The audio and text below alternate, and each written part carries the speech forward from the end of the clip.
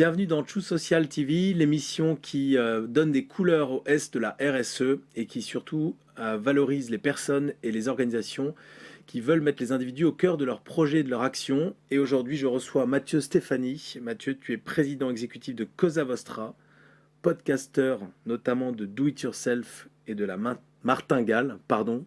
Et je suis aussi avec Victoire qui posera quelques questions en cours ou en fin de notre émission, si tu veux bien. Merci Salut, une Laurent. fois d'être avec nous.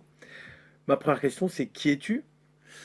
Écoute, je suis un entrepreneur avant tout, je crois, j'ai ça dans le sang, un papa, un mari aussi dans ma vie privée, mais j'ai découvert l'entrepreneuriat un peu aux alentours de 25 ans et je crois que je l'étais déjà auparavant, j'avais ça vraiment comme je dis, dans le sang.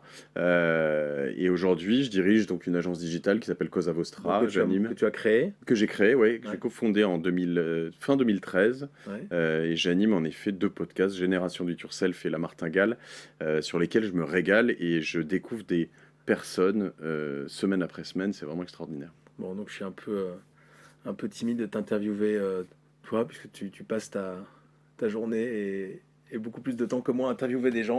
Donc je vais essayer de bien le faire. C'est quoi Cosa Vostra? Cosa Vostra, c'est une agence digitale. On est une petite centaine. Alors, agence digitale, ça peut être un peu fourre-tout comme terme. Ouais. On a 3 grands métiers. Un métier de conseil d'abord. Donc, on accompagne des clients à penser le futur de leur boîte, à penser les nouveaux usages, à transformer leur société. On a Et tu leur vends quoi concrètement? Alors, sur du conseil, c'est vraiment des missions de conseil, analyser ce qu'ils ont, interroger leurs clients, interroger leurs collaborateurs. Il y a énormément de changements, en fait. Je veux dire, que ce soit dans la finance, dans l'immobilier, dans la musique, dans plein d'univers. On travaille avec des marques comme TF1, comme Tiger, comme Google, voilà, on transforme pas Google de l'intérieur quand même, mais on aide beaucoup aussi de TPE, PME à vraiment comprendre dans quel monde ils vivent, dans quel monde ils vont et ce que ça va impacter chez eux. Tant en termes de RH et d'interne, mais aussi principalement sur l'externe. Ensuite, on a du coup, pour appliquer tout ça, ce qu'on appelle un studio. Notre studio sont des développeurs, des ingénieurs, des designers, des UX designers, des chefs de projet qui participent et qui créent cette transformation, soit en créant des sites internet, soit des systèmes d'information qui vont aider ces sociétés à se transformer, automatiser un certain nombre de tâches, faciliter l'information, remonter de la data, piloter, etc., etc. Et enfin, on a tout un troisième métier qui est un métier plus de communication digitale. Nous, on croit énormément, comme vous ici, j'imagine, j'ai l'impression, au contenu. Créer du contenu plutôt que faire de la publicité. Créer du contenu intéressant pour faire parler de Cosa Vostra, pour faire parler de nos clients. Partager leurs expertises plutôt que dire à tout le monde ce que je fais, c'est super. Je pense que c'est une meilleure stratégie. Donc voilà, on travaille sur la création de contenu, de la gestion de réseaux sociaux. Et comment tu mets tout ça en musique avec tes collaborateurs? C'est-à-dire, le but là, c'est évidemment d'arriver à comprendre comment tu les manages, comment dans ton activité, tu as positionné finalement l'individu au cœur de tout ce que tu fais. On pourrait parler des heures d'innovation, de marketing. Pour eux. Là, l'idée, c'est de se concentrer un petit peu sur le S de la RSE. Ça veut dire quoi pour toi mettre l'individu au cœur de ton projet d'entreprise? Alors, si je prends un peu de recul, mon métier, il est assez simple. Comme il y a beaucoup de gens qui prennent pas ce recul, mais je fais du service. Voilà, je vends du temps de cerveau disponible. Donc, pas du produit. Je vends pas de produit. Ok. En tout cas, sur la partie Cosa Vostra, Ouais, c'est pas mon ouais. job. Donc, qu'est-ce que ça veut dire? J'ai des collaborateurs qui j'essaie d'avoir de la matière grise de très bonne facture, on va dire. En tout cas, des gens très intelligents. Et je vends, enfin, ça peut paraître un peu comme ça bizarre, mais Ouais. techniquement, c'est ça. Je vends cette matière grise à des clients. Donc, j'ai un stock, je vends mon stock, voilà. Seulement, la matière... Donc, par essence, ils sont au cœur de ton projet. Exactement. C'est ça que tu veux dire, quoi. Voilà. Exactement. Et donc, il y a beaucoup on va dire, de marchands de matière grise qui se voient vraiment comme des marchands Ouais. et qui pensent vraiment comme ça en se disant je veux un gros stock et puis je veux le vendre bien, etc. Moi, c'est pas trop ma démarche. Avoir le moins cher possible. Avoir le moins cher Ok. possible, Avoir vendre le plus cher possible, faire ma marge, etc., etc. Donc, Moi, qu'est-ce qui te différencie là-dedans? ce qui, moi, me différencie, c'est qu'en fait, on fonctionne pas du tout comme ça. Nous, on veut déjà... en fait, je considère que tu passes un maximum de temps au travail, donc je veux des gens avec qui je suis content d'être tous les jours, je veux qu'ils soient contents d'être ensemble Ça, c'est la partie tous les fun jours. et intelligent. Fun, intelligent, Ouais. et je veux que aussi mes clients soient contents. Donc, si je veux avoir une bonne prestation pour mes clients, il faut que mes collaborateurs soient heureux, qui s'épanouissent, qui s'émancipent, qui s'éclatent chez nous, qu'ils aient de l'autonomie, qu'ils puissent avoir des projets, qu'ils puissent passer d'un métier à un autre, qu'ils puissent accompagner le client. Et même, donc, tu es une grosse entreprise pour un entrepreneur. 100 personnes, c'est beaucoup quand on a créé sa boîte. Mais c'est petit aussi Exactement. en termes de RH pour créer des passerelles, des parcours, des formations, etc. Comment tu arrives à faire ça dans une boîte de cette taille-là? Eh ben, on le travaille au quotidien avec alors, beaucoup de services, beaucoup de réflexions, mais en plus c'est quelque chose qu'on découvre parce qu'en fait être 100, Ouais. pour nous c'est nouveau. Moi j'ai jamais géré une boîte de 100 personnes, donc c'est assez intéressant et c'est là où on invente aussi pas mal de choses pour nous. Donc on essaie de s'appliquer notre métier à nous-mêmes. On utilise beaucoup de services différents pour de l'onboarding, pour des choses comme ça. Mais encore une fois, l'employé chez nous est complètement au cœur de notre stratégie. C'est-à-dire que au tout début, à un moment, mon obsession était de dire je veux que mon client soit content. Ça, c'est bien, mais en fait, avant que mon client soit content, aujourd'hui, je veux que mon employé soit content. Mon collaborateur soit content. Pas, est-ce que ton client peut être content sans que tes salariés soient contents? C'est un modèle possible? Enfin, En fait, non, mais il y a des gens qui y arrivent at scale en vendant des gros volumes de consultants, etc., etc. Mais en fait, je crois qu'en plus, dans un métier aujourd'hui où on est, nous, dans une situation de plein emploi, si tu commences à maltraiter tes collaborateurs, même à bien les payer, mais juste en disant, bah ouais, tiens, vas-y, fais bien ton job, ça marche pas, en fait. Donc, rien que là-dessus, ça ne fonctionne pas. Après, moi, encore une fois, d'un point de vue plus qu'éthique, moi, en tant que personne, j'ai pas envie de faire ce genre de choses. Donc, du coup, ma priorité, c'est d'avoir des collaborateurs heureux. Donc, l'idée, c'est que aujourd'hui, dès l'onboarding, mon trip, moi, aujourd'hui, c'est de dire du premier contact du collaborateur à 6, 8, 10 mois, 2 ans après qu'il soit parti, je veux qu'il ait une expérience unique chez Cosa Vostra. Ça, c'est particulier. Même, je m'arrête 2 secondes sur ça. Même 6-8 mois après qu'il soit parti, c'est même plus de l'offboarding classique. C'est-à-dire que 6-8 mois après, tu l'appelles, tu prends de ses nouvelles. Ouais. C'est ça? Oui, en fait, on met en place des routines ou des choses où certains, en fait, ça pourrait être même 2 ans, en fait. Là, aujourd'hui, j'ai une ancienne collaboratrice qui est partie il y a plus de 6 mois, qui est désormais en freelance, qui bosse un peu pour nous de temps en temps. Bah, aujourd'hui, elle était au bureau. Et elle ne paye pas sa place. Elle vient bosser pour elle, pour d'autres, etc. Mais en fait, on a eu une relation de 3, 4, 5 ans. Camille, en l'occurrence, que j'adore, Camille Schreiner, une super conceptrice rédactrice, et ben...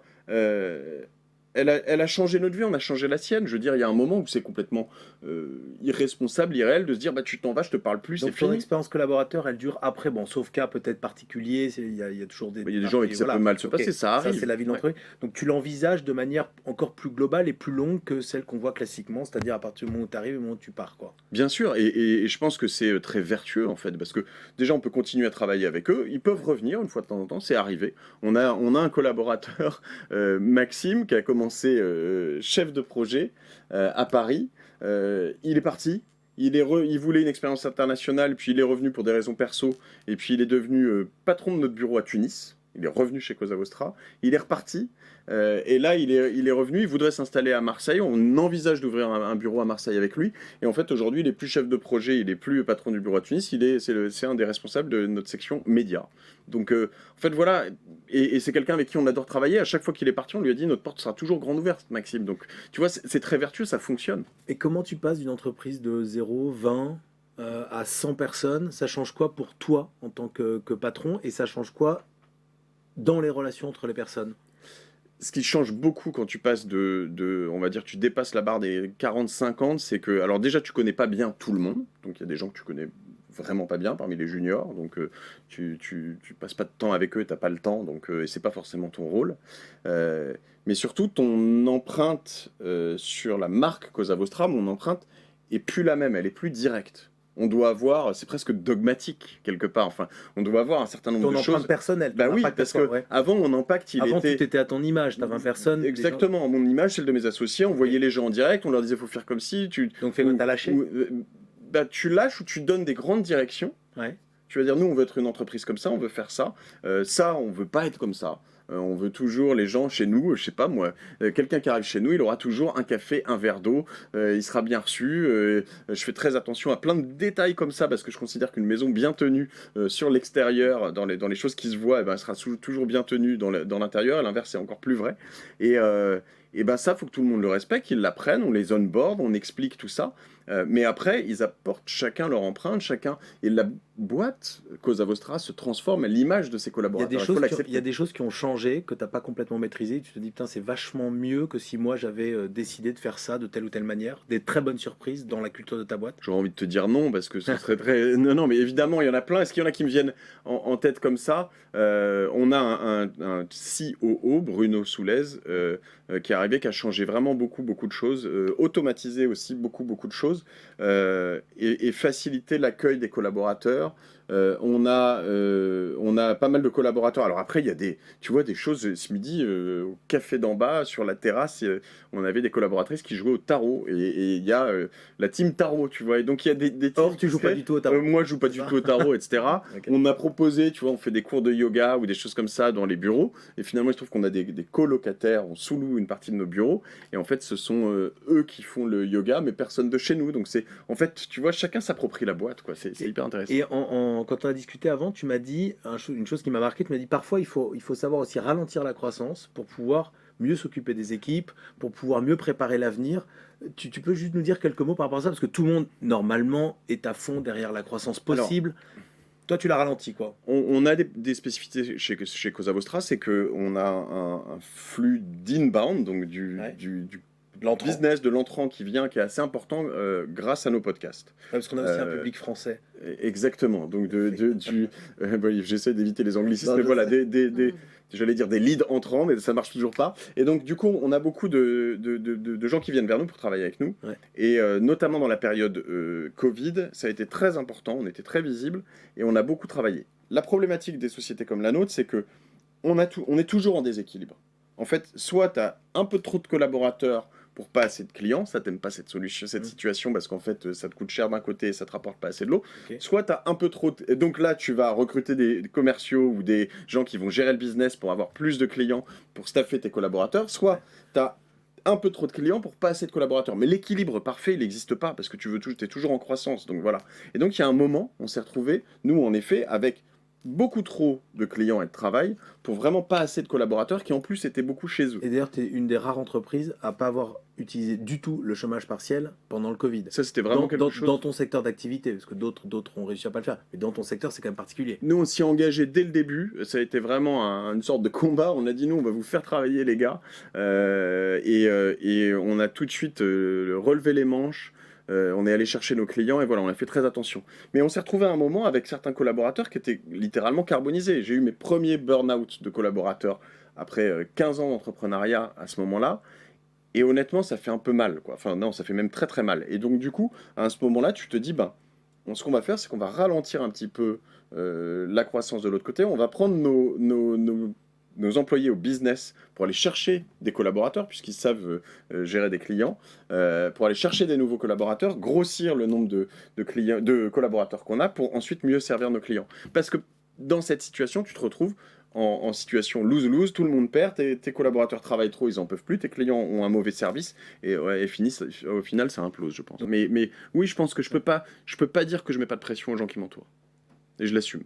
Victoire, est-ce que tu as une question Oui, pour une Mathieu? question pour terminer. Aujourd'hui, on va tourner la question plus sur l'entrepreneuriat. Aujourd'hui, on a 50% des étudiants qui veulent entreprendre. Via votre podcast, vous avez interrogé beaucoup d'entrepreneurs, vous avez vu un peu différents types de parcours. Quels conseils vous pourriez donner aujourd'hui à des étudiants qui se posent la question de débuter? Est-ce qu'il faut s'entourer de figures fortes, comme vous l'avez dit? Comment est-ce qu'on se construit vraiment? Alors, le conseil, je dirais, vas-y maintenant, parce qu'il ne faut pas attendre. Il y a beaucoup de gens qui disent, oui, non, mais je le ferai plus tard, etc. Plus tard, c'est trop tard. Je parlais de temps, mais voilà, quand on veut entreprendre, tu y vas maintenant. Et après, il faut être patient. Parce que il y a beaucoup de gens, on voit aujourd'hui, en plus sur les réseaux sociaux, les réussites immédiates, etc., ça n'existe pas. Il y a des épiphénomènes, ça arrive de temps en temps, mais en fait, ça n'existe pas. Donc, faut se lancer dans quelque chose, faut travailler fort, parce qu'il y a personne qui arrive sur mon podcast en ayant... voilà. Et il faut décider, il faut être très, très, très ambitieux. Il faut avoir un ego, il faut assumer d'avoir un ego important. Ça ne veut pas dire démesuré, ça ne veut pas dire ne pas être humble, c'est différent. Hein. Mais il faut juste se dire, quand tu as Edgar Gros-Piron qui vient sur mon podcast, tu es peut-être trop jeune pour connaître Edgar Gros-Piron, qui est un champion olympique de ski de boss à Albertville, c'était l'icône des sportifs français à l'époque. Il me dit, tu ne deviens pas champion olympique par hasard. Tu deviens champion olympique parce que tu l'as décidé. Et or, tous les gens qui arrivent en finale des JO ont décidé d'être champions olympiques, ils n'y arrivent pas tous. C'est pas parce que tu l'as décidé que tu vas y arriver. En revanche, si tu y es arrivé, tu l'as décidé un jour. Donc voilà, ces jeunes-là, je leur dirais, décide quelque chose, projette-toi quelque part, mets tous les moyens pour y arriver, et en fait, dans beaucoup de cas, tu vas y arriver, ou tu vas arriver à un endroit souvent assez cool. Repose-toi tes objectifs au fur et à mesure, te mets pas trop de pression, mais mets-toi quand même un peu au passage. Sur Sur mon podcast Do It Génération Yourself, du dis-nous Yourself, combien de... Parce que c'est énorme, le nombre de personnes qui suivent ton podcast. ça fait entre 500-600 000 écoutes par mois. Ok.